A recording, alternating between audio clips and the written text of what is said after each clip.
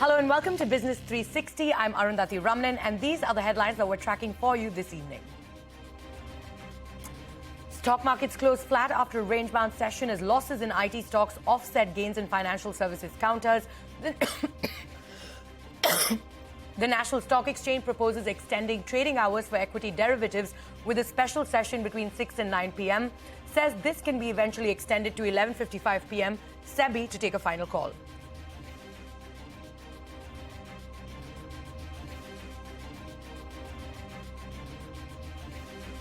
Relegare's largest shareholder, the Berman family, hikes its stake in the company by 5%, announces an open offer worth 2,100 crore rupees to acquire a controlling stake, says the move is in line with its vision to create a leading financial services platform. Commodity exchange MCX may completely cut its reliance on erstwhile promoter S63 Moon Technologies in running its trading platform soon. Sources say that after multiple delays, MCX's new platform, serviced by TCS, is set to go live from the 1st of October, and that final approval from SEBI is awaited. Delta Corp shares tank after the government sends GST demand notices worth 17,000 crore rupees for a period of 5 years. The company contends that the demand is based on gross net value and not gross gaming value, says it will pursue legal remedies. The Indian government is learned to be considering cancelling registration of OCI cardholders involved in pro-Khalistan activities. The government maintains that Canada has not shared any evidence relating to the killing of Nijar so far, even as External Affairs Minister S. Jaishankar is set to meet U.S. Secretary of State Blinken in New York this week. Large unlisted companies may be in for stricter rules governing corporate governance and financial reporting. Sources say the Company Law Committee has started discussions and that new rules may include making quarterly statements mandatory. A study shows that frontline jobs created last fiscal declined by more than 17% due to macroeconomic headwinds. Average monthly salary fell by over 1,000 rupees to 21,700. However, women participation in the frontline workforce doubles from 3% to 6%. Hollywood writers strike a tentative deal with major studios. The deal could end the 5-month-long strike by the Writers Guild of America. Members call the deal exceptional with meaningful gains and protections for writers. India clinches 2 gold, 3 silver and 6 bronze medals at the Asian Games. India got its first gold medal in the men's 10-meter air rifle team event, while the women's cricket team beat Sri Lanka to bring home the second gold medal. Those were the headlines that we're tracking for you this evening, but straight to the day's market action. A range-bound session saw Nifty and Sensex end the day flat. Losses in IT stocks offset gains in financial services counters. Mid-cap index and the Nifty Bank outperformed the blue chips. The National Stock Exchange is planning to extend its trading hours for its futures and options segment from the current 6 p.m. to 9 p.m. The exchange has already submitted a proposal to market regulator SEBI. Sources also tell us that the NSE is evaluating extending market hours for the F&O segment to 11:55 p.m., but in a phased manner. On equity derivatives, there was a large consensus which has come about, stating that we should certainly do a session in the evening as a small start. And this is the right thing to do. For us, it's important to do the right thing. And although we have an enabling provision to go all the way up to 11:55 p.m., we felt that after all these discussions, we should put together a proposal and submit it to the regulators for their approval. We think that the 6 p.m. to 9 p.m. timeline will give the Indian investors a chance to hedge their portfolio risk should such a situation arise. And, obviously we can look at extending the timings, etc., as we go along.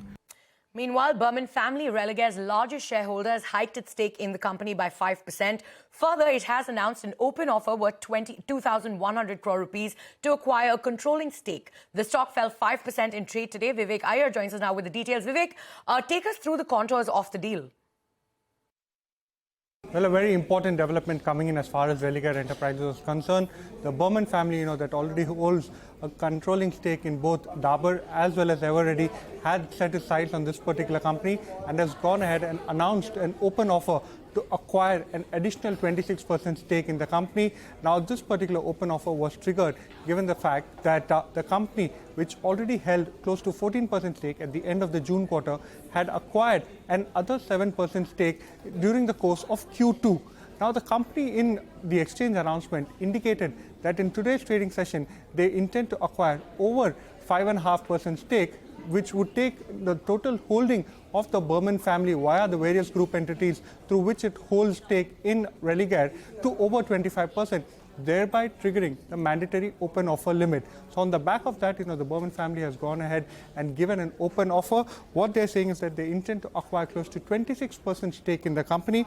Now, the price at which the open offer will occur is at 235 rupees a share, which is slightly disappointing given the fact that it's such a steep discount to Friday's closing. Now, despite that, the stock has seen quite a stellar rally, and it's also interesting because given the fact that there is now a new promoter who will be coming on board. In fact, Dr. Anand Berman, the chairman emeritus of Dabur India, says that this is something that they were looking to do for quite some time, and they're saying that Religare Enterprises is the right platform and position for sustained success going forward.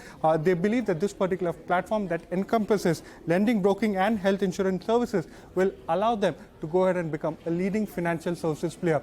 Stock was quite volatile in the session, but despite that, saw quite a bit of profit booking as the stock had already seen quite a stellar rally.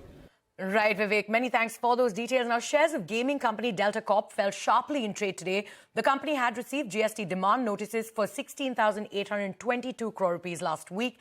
In an exchange filing, the company claimed that the GST demand was based on gross net value and not gross gaming value. It said the tax demand was arbitrary, added it planned to pursue legal remedies. Onto a CNBC-TV18 exclusive commodity exchange, MCX may completely cut its reliance on erstwhile promoter 63 Moon Technologies in running its trading platform soon. It will go live on its new technology platform, which has been serviced by TCS from the 1st of October. However, SEBI and the MCX board is yet to approve the move. Sudarshan Kumar joins us now with the details. Sudarshan, what are you picking up? MCX stock has today hit 52-week high and gained up to 10%. As per exclusive information, sources indicate that MCX is set to go live on new technology platform being serviced by TCS on October 1. Last week, in its disclosure, MCX had indicated about going live on new platform by the month end. And for the same, MCX has been conducting mock sessions for almost a month now. And sources say these mock sessions have been almost glitch-free. Now, to go live on the new platform, MCX will need approval of SEBI and its board. Apart from this, MCX also has an agreement with 63 Moons to use its platform till December end. Now, in case MCX faces any technical glitch in the new platform, it can use the platform of 63 Moons as a backup. Now, on the query of CNBC-TV18 regarding going live on the new platform, MCX is yet to respond. Right, Sudarshan. Many thanks for those details. Now, shares of Bajaj Finance rose in early trade after the company announced that it has plans to raise up to $1 billion. Sources told Money Control that Bajaj Finance is also shortlisted 4 investment banks for the deal. Now, the final decision on the deal size will be taken up during a board meeting on the 5th of October. Power Grid Corporation's board has approved raising up to 2,250 crore rupees via bonds. The proceeds are expected to finance Power Grid's capex needs and to provide intercorporate loans to its wholly owned subsidiaries. The move is a part of the 5,700 crore rupee fundraising plan that the board approved in July this year.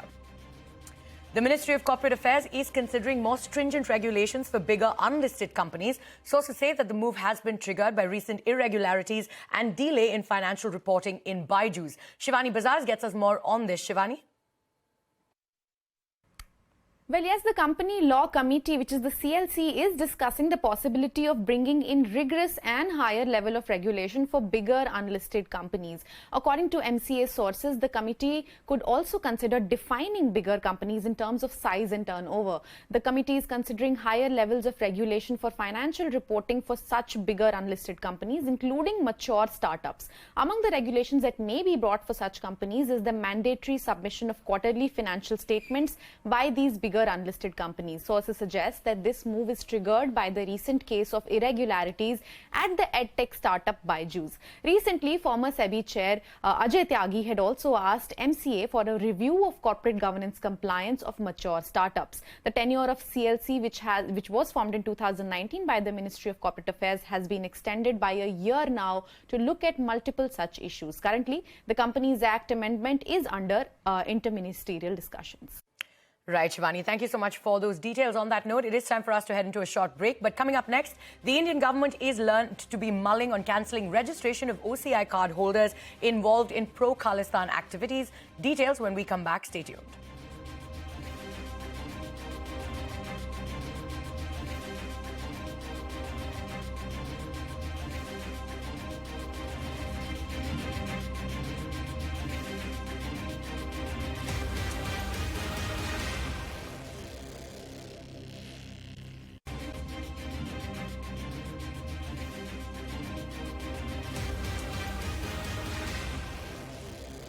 Welcome back. You're still with us on Business 360. As the diplomatic rift between India and Canada widens, Canadian Defence Minister Bill Blair has described the country's relations with India as significant and crucial, reiterating that the Canadian government will continue to pursue partnerships, including the Indo-Pacific strategy. However, in a conversation with a local television channel, Blair also said that Canada has a responsibility to make sure that they conduct a thorough investigation. Meanwhile, sources have told CNBC-TV18 that the Indian government may cancel registration of overseas citizenship of cardholders that are involved in pro-Khalistan activities. Parikshit Luthra joins us now with the latest. Parikshit, what are you picking up? While there is silence from the Ministry of External Affairs, there are certain efforts and certain steps that are being taken by the Ministry of Home Affairs and the National Investigation Agency. For one, the Indian government is considering cancellation of registration of OCI cardholders who were in some way involved in any kind of pro-Khalistani activities or protest abroad. So that is one step that the Ministry of Home Affairs could take. Also, the NIA, according to reports, is moving to seize properties of fugitive Khalistani terrorists who are wanted in India and whom we are seeking extradition for from governments abroad. At the same time, there have been developments on the Five Eyes partners. The US ambassador to Canada has said in an interview to a Canadian broadcasting network that it was shared intelligence from the Five Eyes partners which helped Justin Trudeau, the Prime Minister of Canada, make that allegation against India.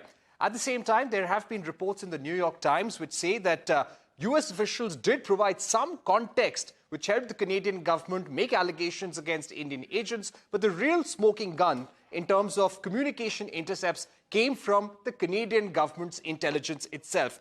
Having said that, the Indian government, the Ministry of External Affairs, has not commented on these reports of evidence being shared by the Five Eyes partners as yet. We believe that Subramaniam Jaishankar, the External Affairs Minister, who is in the United States right now for the UN General Assembly in New York, may meet officials from G7 on the sidelines of these meetings, brief them about India's stand. There is a meeting that's going to happen with Antony Blinken. That's a one-on-one meeting in Washington, D.C., where this issue could also come up. While India has stopped issuing visas for Canadian nationals, Canada is still issuing visas for Indian nationals. So let's see what kind of steps will be taken. But there are also back-channel talks which are on between both sides. Back to you. Right, so that's the latest on Indo-Canadian ties. Thank you so much for those details, Parikshit. Now moving on, Attorney General for India R. Venkataramani has called for the nationwide expansion of hybrid hearings. He also stressed on the need for more government investments in developing infrastructure for virtual and physical hearings. In a conversation with CNBC-TV18, he said that the legal fraternity is ready to embrace artificial intelligence. Take a look. We need to innovate more and more on the hybrid hearings. We need to reach more and more towards the distant parts of our country, not merely Supreme Court and High Court. We need to reach almost every nook and corner of our country. We can do that. The more government invests in this, the more we have social peace and solace. We are ready. Provided we dispense with some of the misconceptions about AI, right? It is just another form of intelligence created by human beings, right? Why can't we be ready? What we created, we can handle. Amazon is all set to invest $4 billion in AI startup Anthropic. This as it steps up to rival Microsoft, Meta, Google and Nvidia in the fast-growing sector. Amazon plans to initially invest a little over $1 billion for a minority stake in Anthropic, which operates an AI-powered text-analyzing chatbot. As part of the deal, Amazon said it has an option to increase its investment in Anthropic to a total of $4 billion. A growth rate of 8% is an imaginable goal for India, says former U.S. Treasury Secretary Larry Summers. Replying to a question by CNBC-TV18, Summers said there are many factors that can help India achieve this target, including supporting the effective public sector. You said that an 8% growth for India is an imaginable goal, but you won't forecast that based on current policies. I was hoping you could elaborate on that for us, why you believe that to be the case and what you would think we need to do to get to the 8% and make it imaginable. Not imaginable, but make it realizable. My sense is that what we would call issues of federalism in the United States, issues having to do with national governments versus regional governments, that there are still ranges of restriction and problematic policy in a number of key regions of India that, if addressed constructively, would unlock enormous potential. I think that a combination of freeing market forces, addressing infrastructure needs, particularly in energy, addressing questions of reform in a number of key states, and finally supporting a more effective public sector could generate growth at the rate that I suggested. And with that, it is a wrap on this edition of Business 360. Thanks for watching. Stay tuned to CNBC TV 18. The news continues on the other side.